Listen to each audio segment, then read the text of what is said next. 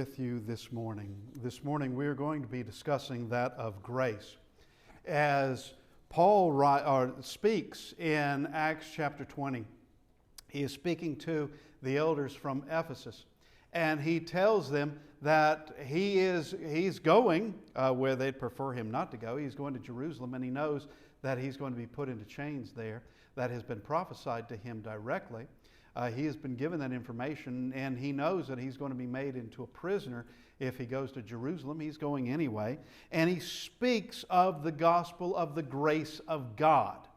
The gospel of the grace of God. Now, we know that the word gospel means good news. That's what that word means.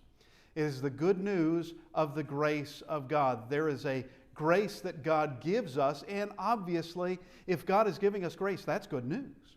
That's extremely good news. But we wanted to look at this word grace for this moment. We're going to look at 10 different factors about grace. 10 different things. This is not one of them, but grace is mentioned 38 times in the Old Testament. Don't let anyone tell you that grace is somehow a New Testament subject only. That the word grace or grace is not shown in the Old Testament. It is. We see that as a fact in Genesis with the life of Noah, that Noah found grace in the eyes of the Lord. All right? It's the same word. It's the same concept. Everything about it is identical. But we have in the New Testament, it's mentioned more times, 128 times in the New Testament. Is that pertinent? Well, yeah, grace is pertinent. Grace is extraordinarily so. Look at this. Actually, the Bible ends with the pronouncement of grace. The last words of the Bible are, in fact, this pronouncement of grace itself, and perhaps it must be important. It must be an important thing. So, Revelation 22:21, the last verse of the Bible, the grace of our Lord Jesus Christ be with you all. Amen. Now, John is writing this. This is how the Bible ends. There's no more. Once the book of Revelation is penned, this is the end of all revealed knowledge coming from God. This is the end. There will be no additions. There'll be no Apocrypha. There'll be no Quran. There will be no Book of Mormon. Understand that all three of those pretend that they can attach themselves to the biblical text. All three of those say they are also a continuation of the words of God from the biblical text. You have the Old Testament, New Testament, and you have the Apocrypha. Old Testament, New Testament, and you have the Quran. Old Testament, New Testament, and you have the Book of Mormon. That is not true. The Bible ends here, and it is a pronouncement of grace. And a pronouncement of grace, obviously it's something that we must have. That's essential in existence.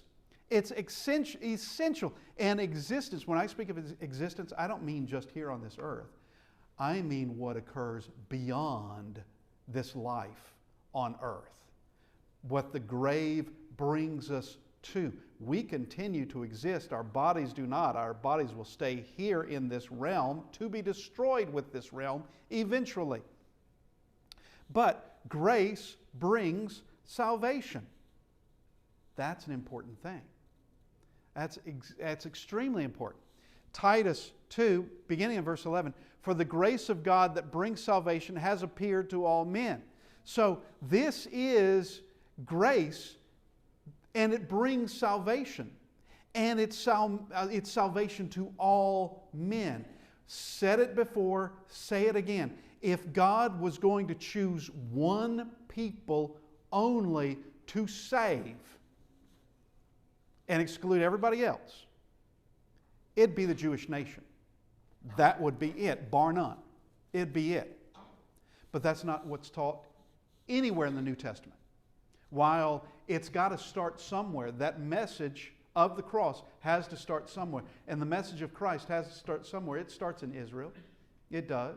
And as Jesus told His apostles that it was going to start in Jerusalem, that message start in Jerusalem, Judea, Samaria, and the uttermost parts of the world. And this matches up. This is nothing new. When Paul writes Titus 2:11, this is nothing new.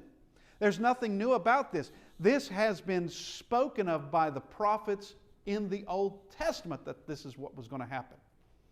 That it was going to go. When God gives the promise to Abraham in the book of Genesis, it speaks of the nations.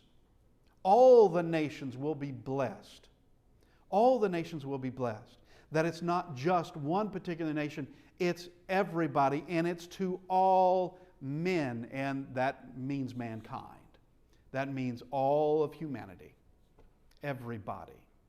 Everybody, that this has appeared to all and will benefit all, and the salvation is there for all. But before we get into the next verse in this, which is verse 12, this grace brings a teaching.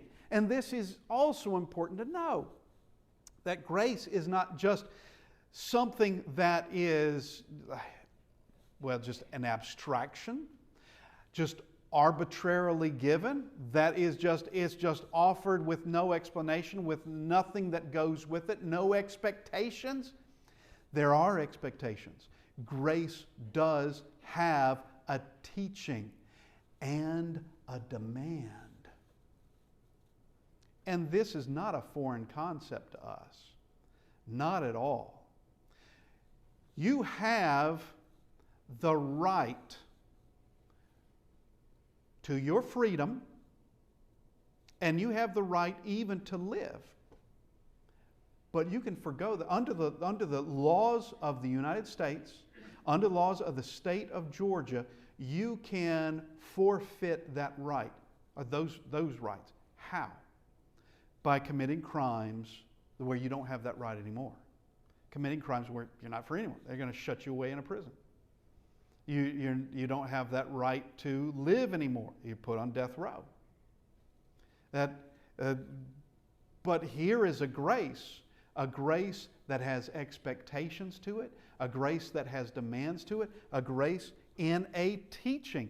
Titus 2, now verse 12, teaching us that denying ungodliness and worldly lust, we should live soberly, righteously, and godly in this present age. Now this is connected to verse 11, which we just saw. For the grace of God that brings salvation has appeared to all men. For what reason? Teaching us that. That's that grace that brings salvation. That's what's teaching us. That we deny ungodliness and worldly lust, that we live soberly, righteously, and godly in this present age. That's what we do. That is the message of grace. That's the expectation that is there, that grace is given, it is offered, it is given to those who take it. And we need to see that teaching of grace to understand, how does one receive grace? How do we receive this grace of God?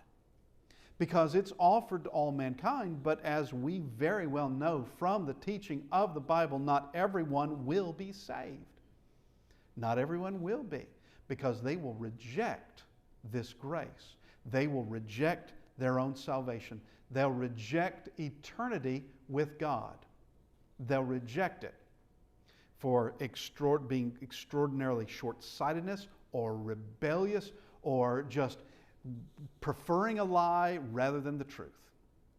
Preferring a lie. But grace has a teaching. And there's a lot of religious folks, highly religious folks. They consider themselves to be worshipers of Christ, being obedient to Christ, but they will lean on the idea that it is grace and grace requires nothing out of me. Well, here we have from Titus, Paul, an apostle, and truly I'd rather trust Paul, an inspired writer, than someone else who's obviously not an inspired writer, someone else. I'd rather trust him to get it right, that he says grace has a teaching, and that we are to do these things. These things are demanded by the teaching of grace. They're demanded. We can have salvation. Grace is offered. But it's calling us to do its teaching, its bidding. Now, grace is given abundantly by Christ. Now, Christ died on the cross. And his death on the cross covers all sins.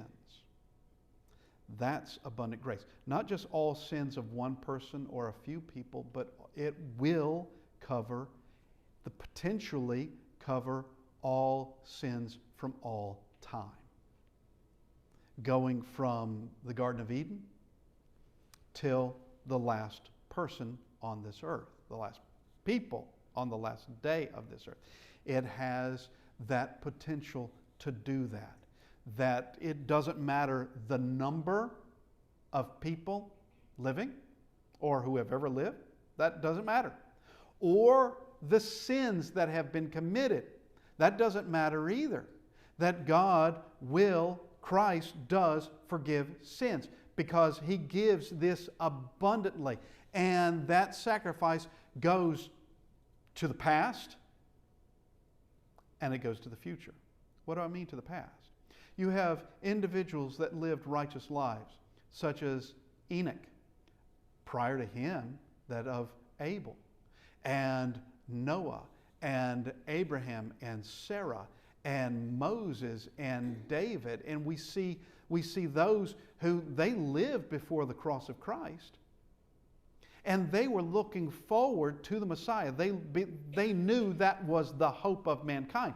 They knew that was precisely what was necessary to take away sins. They knew that. And when Christ dies on the cross, it's fulfilled. It's fulfilled. The things that they were hoping for came to pass. The promises God gave came to pass. It's given abundantly by Christ. We go to John 1, beginning in verse 16. And of his fullness we have all received, and grace for grace. I'm reading from the New King James, and there are times when I don't like the rendering it gives. Okay. But there's no translation that's going to be perfect. But grace for grace kind of can be a little bit confusing. What does that mean? It means that of grace upon grace. It means a continuation of it. It means that here is that abundance that has been given. It is given to us not just a little bit, thoroughly to pay the price, thoroughly to do the job with absolute perfection, and not just slipping by barely, but without question. Without question. Completely doing the job. Now, we come to this before we get to the next verse, verse 17. Grace is connected to truth. Now, just like grace has, as Paul states there in Acts chapter 20, that is the gospel of grace. And as we saw there with Titus, that there is a teaching of grace, there is also this connection between grace and truth. It's there. It's been given to us. This truth that we're in a really strange time. Can I stop just for a moment? We're in a very strange time. It has been going on actually for many decades. This idea that truth is not absolute. There is no such thing as absolute truth. That what may be true for you may not be true for anybody else. All right? Now, when it comes to subjective things like, I like chocolate cake. Okay. I like chocolate cake. Now you could say, well, that's true for you, but I don't like chocolate cake. It's not true for me. We're not talking about subjective things. We're talking about absolutely objective things. You exist. That's an absolute truth. If you hear my voice, guess what? You exist. That's an absolute truth. Being that I'm speaking these words means I must exist. That's an absolute truth. Now, what has been going on, and it's been going on for decades. Matter of fact, we can just say it's been going on for centuries because we can look at the Bible and see where it's happened before, of where new absolutes. First off, with one hand, someone is saying there is no absolute truth, just like with Pontius Pilate asking Jesus, what is truth? Okay, just offhandedly just saying, whatever. Yeah, what is truth? You can't determine truth. Does truth really exist? Well, with one hand, taking away truth, saying there is no such thing as absolute truth. There's no such thing. But with another hand, bringing in new truths, supposedly, that are going to be absolute. And it must be added, for someone to say there is no absolute truth, the question is that absolutely true? If there is no absolute truth, is that true? And is it absolute that that's true? Because if you say it, you're saying there is such a thing as truth, and it's absolute. But continuing on in this, taking away absolute truths, one is that homosexuality is forbidden. That is sin against God and against yourself. That is a perversion. But taking away, saying there is no absolute truth, now coming in with other things to replace it, of where not only is it good, that even if you're not a homosexual, you must back it and say that it's good. You must. And to say anything against it, well, that's now evil. And if God says it's evil, then God must be evil. All right? That's turning everything around, taking something away that is the truth and replacing it with something else. That just turns everything upside down. Now, what is good is considered evil. What is evil is now considered good. What is light is now considered darkness. What is darkness is now considered light. What is sweet is now called bitter. What is bitter is now called sweet. Everything turned upside down, on its head. Well, who did that? Well, Satan. It's a quick answer. It's an easy answer, and that's who's behind it. He's the one that's worked through all the generations to do things like this. All the generations, and things just get worse and worse, as a matter of fact. But now we come to this. For the law was given through Moses, but grace and truth came through Jesus Christ. Now, that's not to say that there was no truth or grace when Moses lived, because he did. But we have the grace that was being promised, that grace of Jesus on the cross. And what that meant, and what that means eternally, is that sins can be forgiven. Sins can be forgiven. And that's powerful. The blood of bulls and goats through all those years, going all the way back to Abel. He's the first one we see doing it. Now, I think we can safely assume that Adam was doing it as well, but we see Abel is doing it, going all the way back to Abel, that the sacrifices that Abel made was not enough to take away sin. The sacrifices that Abraham made or that Noah made were not enough to take away sin. The sacrifices made constantly under a Levitical priesthood in Israel, whether tabernacle or temple, not enough to take away sin. Not enough. But Jesus, the Son of God, on the cross, dying for us, is. The blood of the Son of God is what it took to take away sins. There is your grace. That's the solid stuff. The other is looking forward to it. It still existed, but this is the real stuff. This is the powerful grace. This is what was promised and fulfilled. This is what was hoped for and fulfilled. And there is a truth that comes through this. There is a truth. One is that there's no other way to God except through Christ. Two, there is no way to be obedient to Jesus except through His words.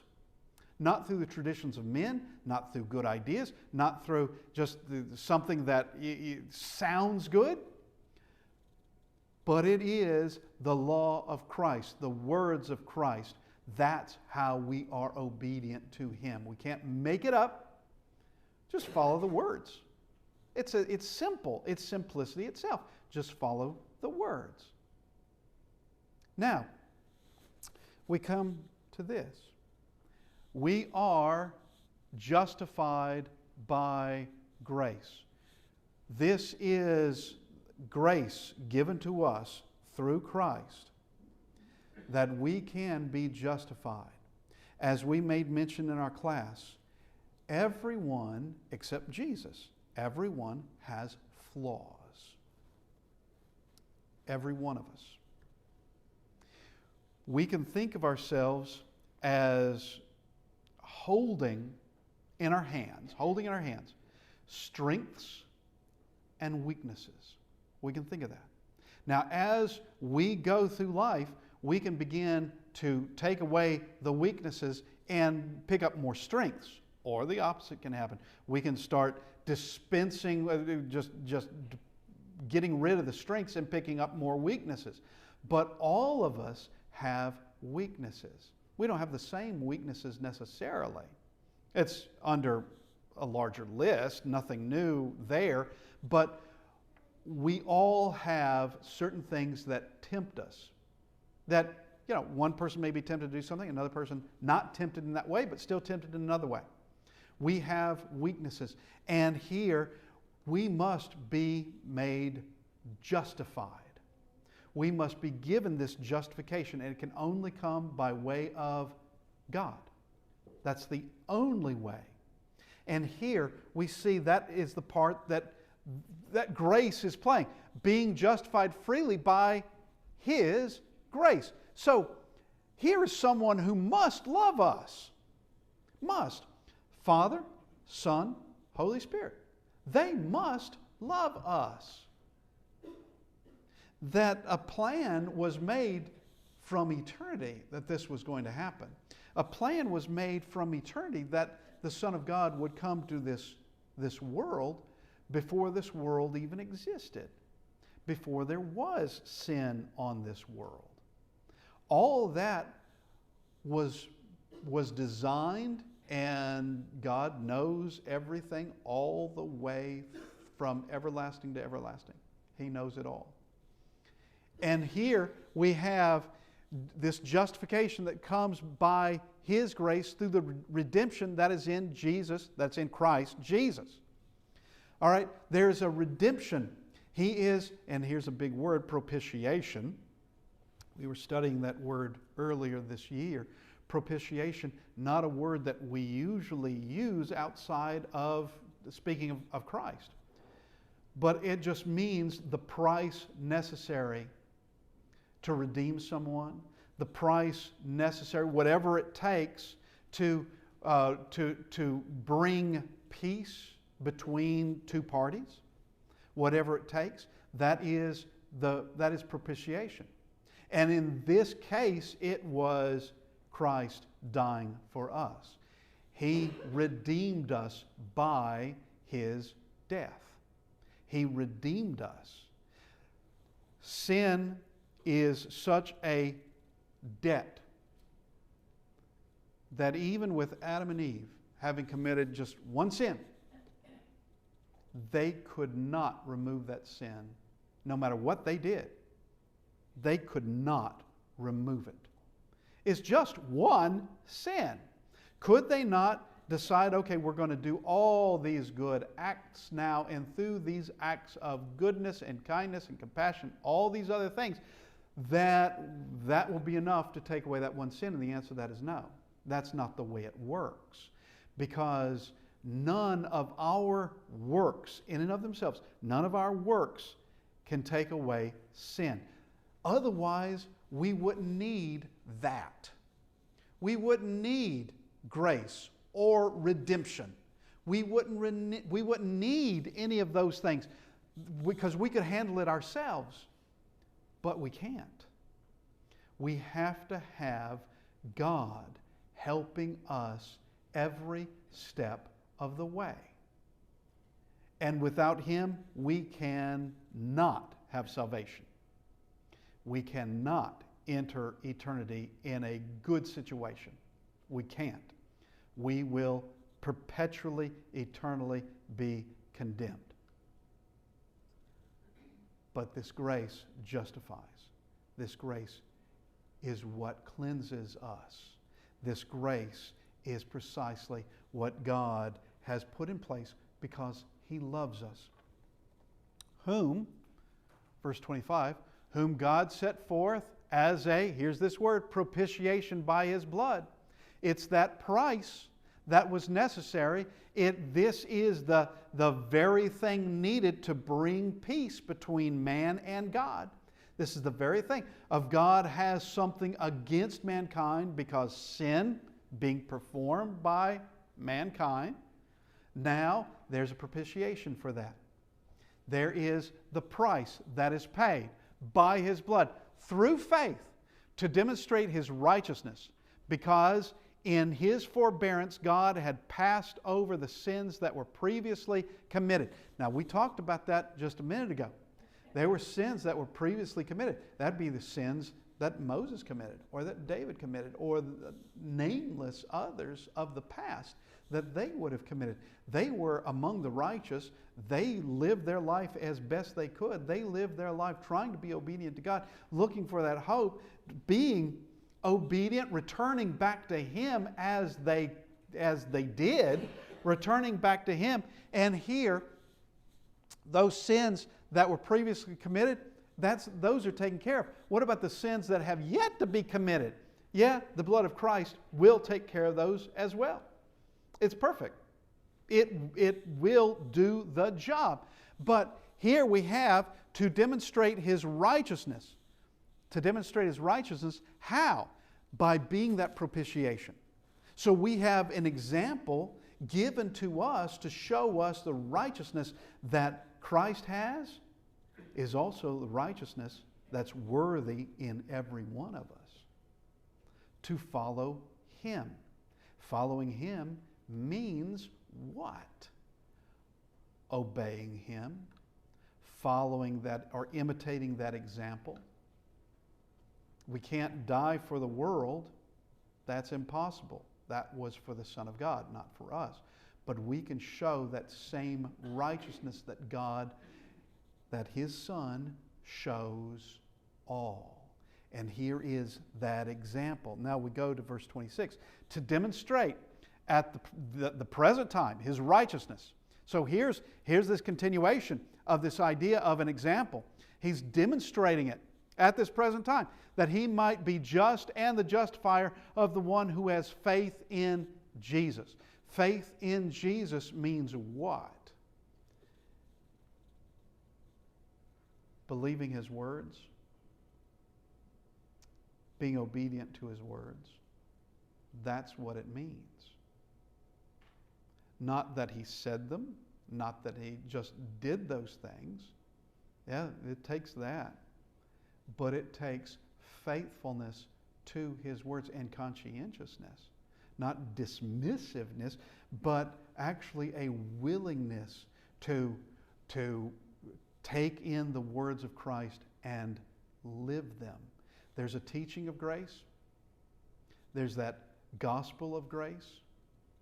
And here, we are to have faith in that grace, is faith in Jesus. It's faith in that gospel that grace has. That message, that truth that grace presents.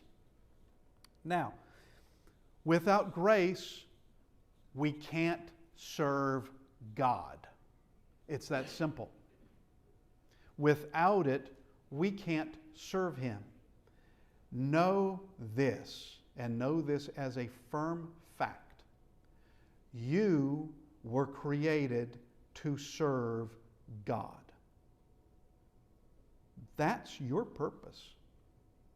You were created to serve God. Someone may not like that idea.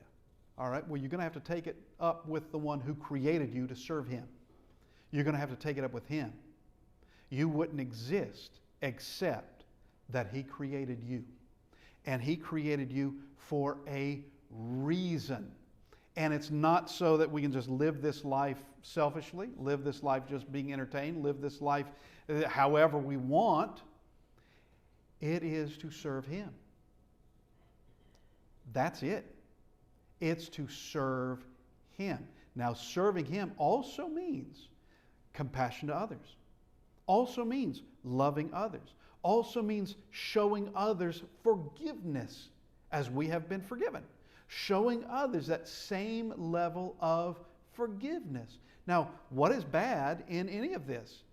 Nothing bad. It's all righteous. It's all right. It is holy, every step of it. But without the grace of God, we cannot serve Him. Hebrews 12:28.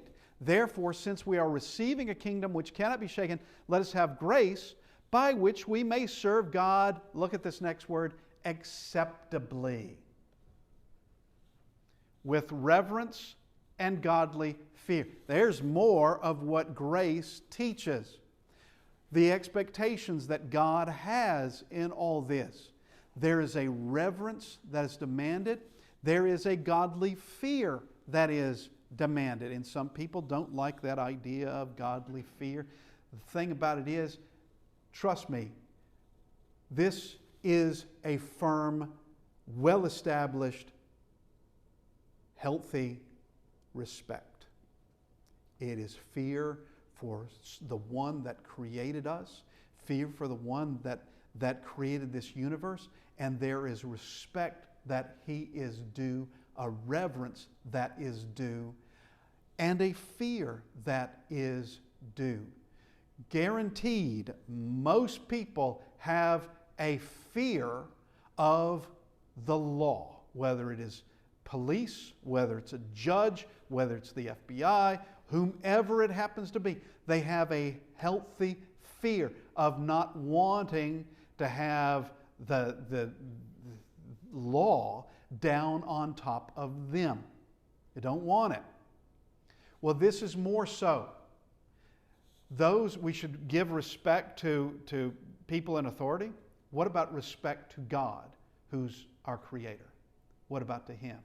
And here we have this grace that we cannot serve Him acceptably, which means you're not going to serve Him at all. If you're not serving Him acceptably, you're not serving Him at all. You may have His name, that is, evoking His name, speaking His name, calling Him Lord. You may do that. Many will say to me in that day, Lord, Lord, have we not prophesied in your name? And Jesus already stated, not everyone who says to me, Lord, Lord, shall enter the kingdom of heaven, but he who does the will of my Father who is in heaven. Okay? It takes more than that. We must serve Him acceptably. So there is an unacceptable way to serve God. Yeah, it would be in vain. Be vain. Thinking that you are, wishing perhaps that you are, but you're not. But there is this teaching that continues on in grace. Now, grace is part of the blessings that God gives. This is all part of it. And we go to Psalm. Psalm 84:11. Very simple. For the Lord God is a sun and shield. The Lord will give grace and glory. No good thing will He withhold from those who walk uprightly. No good thing? Well, obviously grace is one of those good things. Grace is a profound thing. Matter of fact, if you were given the choice between grace and material wealth, you'll want to pick grace. That's what you're going to want to pick. If it's between grace and fame, pick grace. If it's between grace and anything else, pick grace.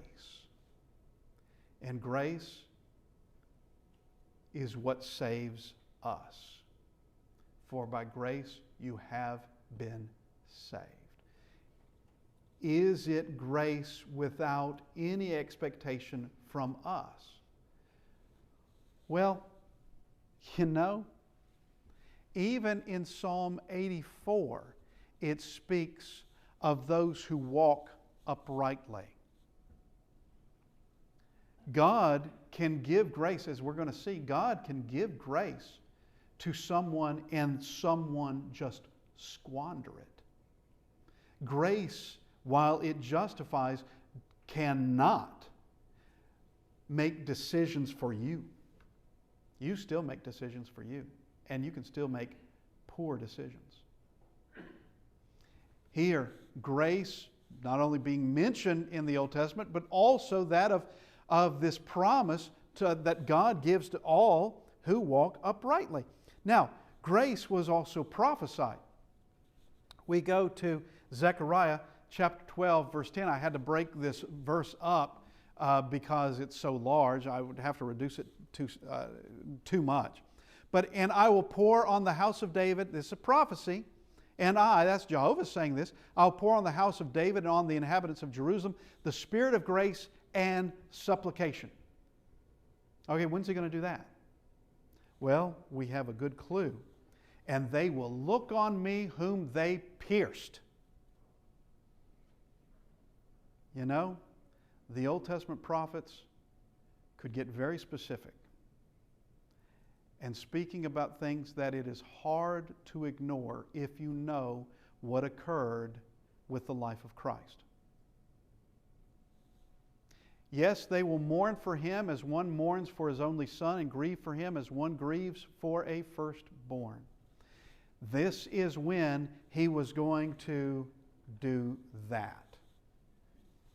Pour out on the house of David, the inhabitants of Jerusalem, the spirit of grace and supplication.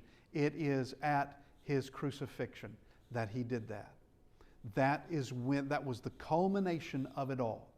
That's not only the fulfillment of promises, but also the fulfillment, that is the end of the Old Covenant, the law of Moses. It comes to an end. And this grace brings all into something better. Not just by a little, but perfect. It's better. Now, grace, as we made mention, can be squandered. Grace does not make decisions for you. Once again, you can be shown forgiveness and decide you're going to go out and do whatever you want to do. Just like with you do something against a person. Let's just say you stole something from somebody else. That person forgives you. Does that mean you'll never steal again? No. Could you potentially steal from that person again? Yes, of course you could. All right? Now, we all sin against God. God can give us grace and all this, but does that mean we will never sin again? No. Book of 1 John is quite adamant about that we will sin again. But we have the blood of Christ that cleanses us. We have to return back to Him. We have to return back to Him. And with this grace given to someone, can they follow the message of grace? Yes. Can they be dismissive of the message of grace? Yeah, and just squander it, just toss it completely away. Isaiah 26:10. Let grace be shown to the wicked, yet he will not learn righteousness. It's been given to him. Learn something by it. Someone is showing you righteousness. Now imitate it. Learn from it. Do something positive with it. Grace can be shown to the wicked, given to the wicked, yet he will not learn righteousness. In the land of uprightness he will deal unjustly and will not behold the majesty of the Lord. Isaiah, speaking of this, writing this down for us and understanding that someone can toss it away and they don't care a thing about it. They care nothing about it. Now, I know that at times I have given a gift to someone that I thought that is going to improve their lives. That's going to improve it. They are going to take this and it is going to do so much for them. They can make all kinds, it's just going to, whatever it is, it's just going to improve their life. And then they never use it. May have tossed it away. They just ignored it. They didn't use it. And all right, I'll have to say, I've probably done the same thing. Okay, probably done the same thing. But with this gift, you don't want to throw this away. With this gift, you are going to want it and keep it. Learn righteousness. Deal righteously. Learn it as has been given to us. Now, we're not going to read this parable. It's the parable of the unforgiving servant, which is in Matthew 18, verses 21 to 35. In this, I'm just going to give a synopsis of it. You can read it. You're probably very familiar with it. But there is a servant that owes his master a lot of money. A lot of money. The debt is to be paid. And he says, I don't have it. Have mercy on me. I don't have it. And it is decided, okay, it's forgiven. Never mind. All that you owe is now wiped away. You don't owe that anymore. Now that's an example to follow. This servant has been forgiven. Therefore, one would think he will learn from that and forgive others, but he doesn't. He has a fellow servant who owes him a little. Compared to what he owed the master, it's just a trifle. What he owed the master, it's extremely trivial. There's really just a small amount. This other servant says, have mercy on me. He wouldn't have mercy on him at all. At all. Did he learn anything? No, he didn't. From what had been given to him, did he allow that he is going to practice the same thing? No, he doesn't. So what happens? The master finds out about it, condemns him, throws him into the worst sort of prison imaginable, and says that the commentary there is that not coming out of there until you've paid the last penny. Till you've paid the last little bit. You're not coming out of there. But you can't pay it. If you're in prison, if you're being tortured, if these things are going on, well, you can't pay it. It's impossible. If he couldn't pay it before he went to prison, he's never going to be able to pay it now that he's in prison. It's an impossibility. So there is this squandering of what has been given by the love of God and just tossed away. Now I want you to know what we've done this morning. Grace is taught in the Bible, and notice how, and we've only done a little bit, but it's taught in the Old Testament and the New Testament. We have taken direct statements concerning grace and how it's described and what is about it that is more than just this abstraction. Grace has a message. Grace has a righteousness. Grace is given in love, expecting love to grow. We have it given to us in poetry, given to us in parable form, given to us by way of examples, and given to us by way of implication as well. What God, or specifically Christ, gave us is what is expected from us. The same kind of love, the same kind of concern, the same kind of willingness to forgive others. That's what Christ expects from us. And that is implied in all of this. That is implied. This is, and like I said, we've only done just a little bit, but the Bible can teach in multiple ways, and it does. It's a powerful teacher. Powerful teacher. It doesn't just teach in cut and dry language, and that is all it does. It does have cut and dry language. But it can do it in multiple ways. covering from different angles so that we learn greater. And we end where the Bible ends. Revelation 22:21. The grace of our Lord Jesus Christ be with you all. Amen. John ends the book as the Holy Spirit ends the book. And we are now waiting for the final day, when Christ returns. And when Christ returns, it's judgment. And we will all be changed. And we will all be judged.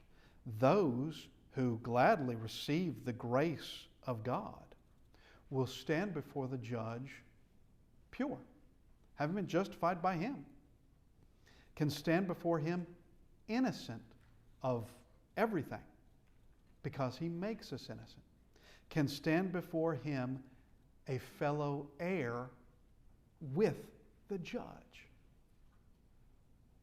Right now, He's our Savior. Right now, He will be everyone's advocate.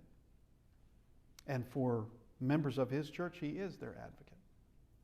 He is also high priest, but He will return as judge.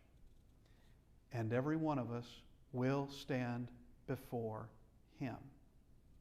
Let us learn. Let us take the grace that God has given us and learn from it and learn that message. That message is given to us in words, written words, brought through all the centuries to us today. And they're just as powerful as they ever were. These words are to develop faith. These words, faith in those words, that they are from God. And that Jesus is in fact the Christ. Something that we are to confess, be willing to confess that faith, that we have that faith and that we are convicted of it and willing to confess it. But those words teach us that we are to repent of our sins, that we are to confess Jesus as the Christ, and it leads us up to that point of salvation, and that is baptism, where we are saved. And the blood of Christ reaches us there, and His grace covers us there. And we're brought in the newness of life. That is the way the New Testament teaches, and that's the way Christ has directed it. That is His way. We can't invent any other way. No other way is going to take us to God. No other way is going to take us to heaven. He offers it. Do we want it? This morning we ask that if you need to respond to the invitation, that you come as we stand and sing.